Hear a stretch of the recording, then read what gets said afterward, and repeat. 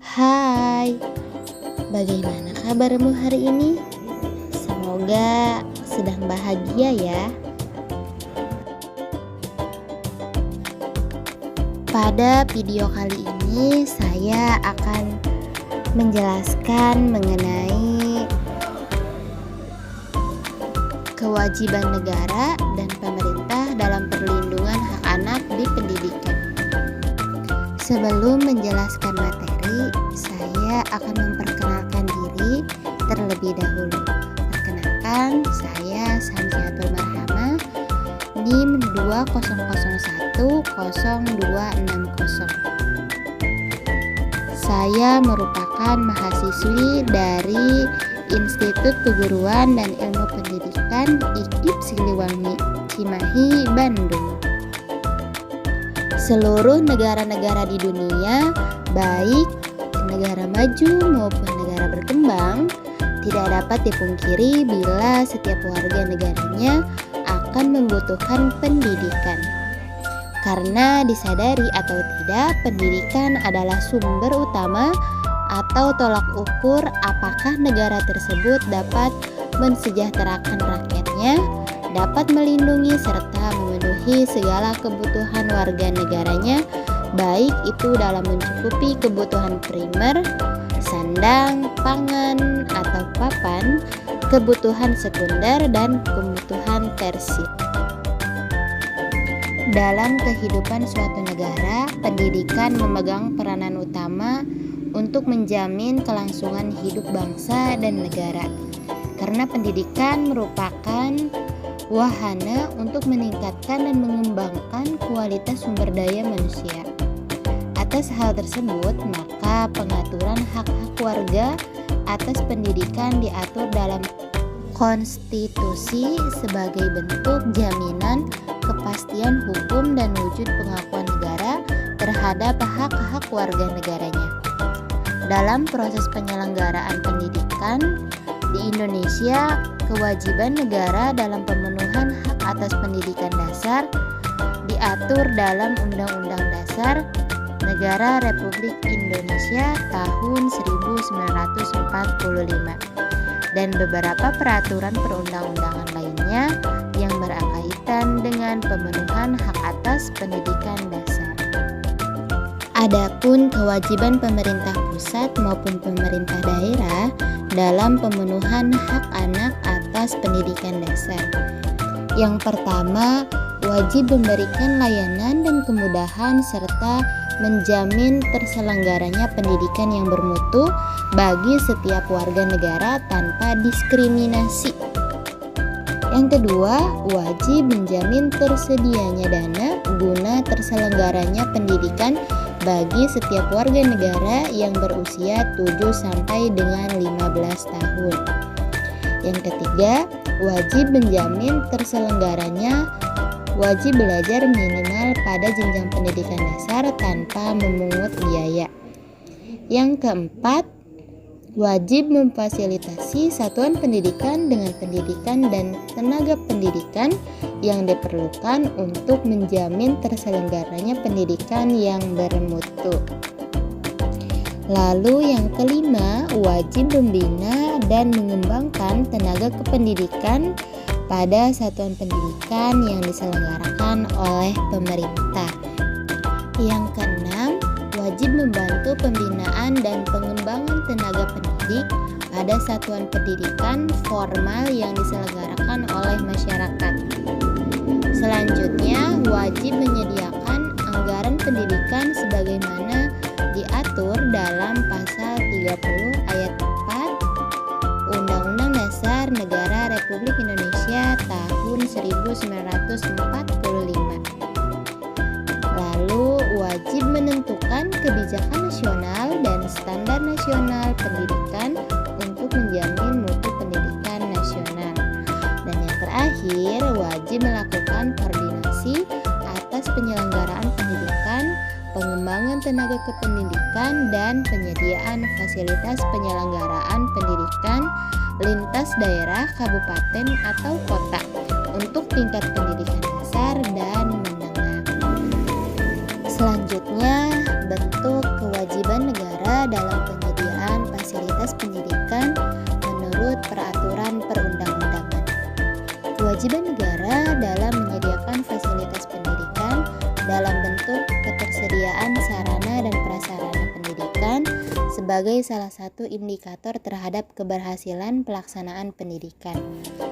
Menjadi kebutuhan yang dapat mendorong peningkatan dan mempermudah dalam proses peningkatan mutu pendidikan.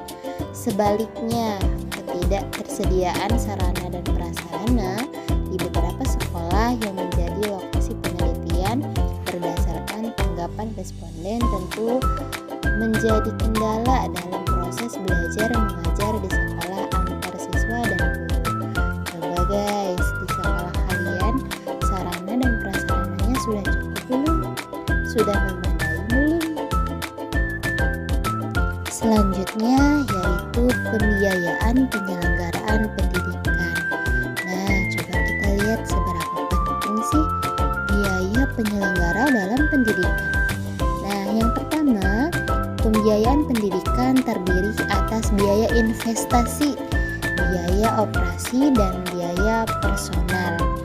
Yang kedua, biaya investasi satuan pendidikan sebagaimana dimaksud pada ayat 1 meliputi biaya penyediaan sarana prasarana, pengembangan sumber daya manusia, dan modal kerja tetap.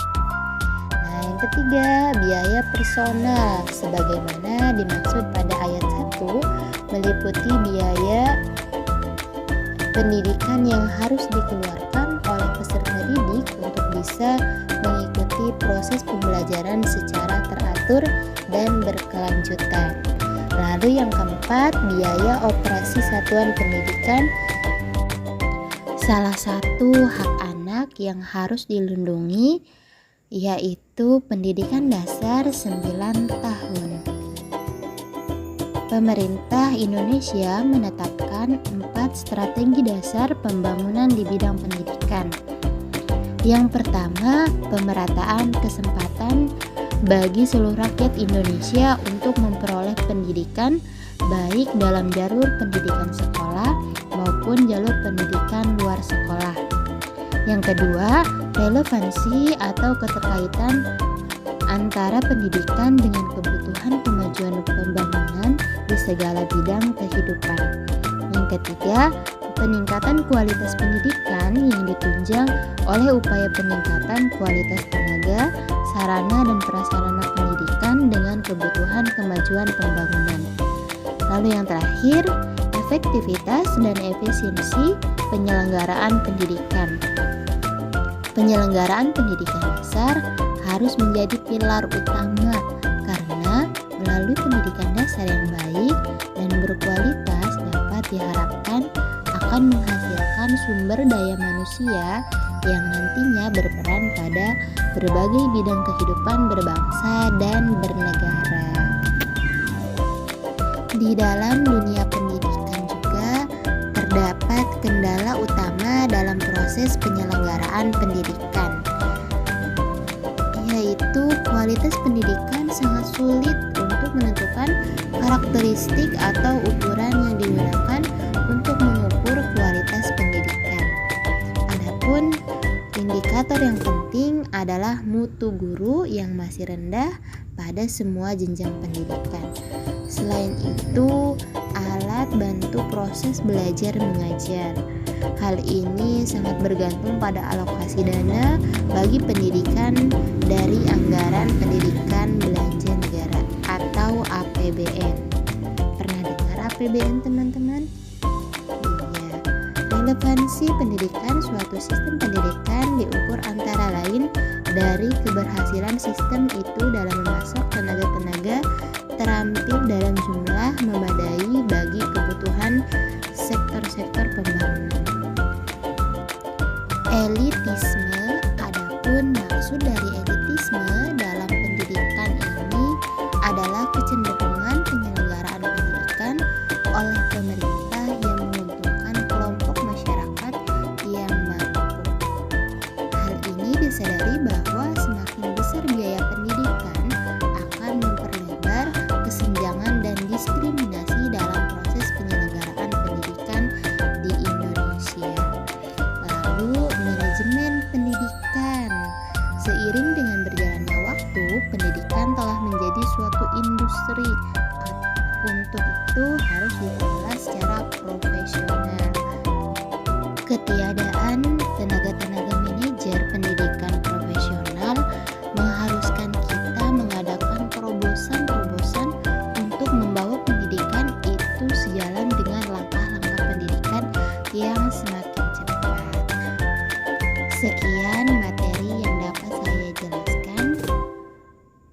Apabila ada penjelasan yang belum dipahami, kita sama-sama untuk bersharing ya teman-teman.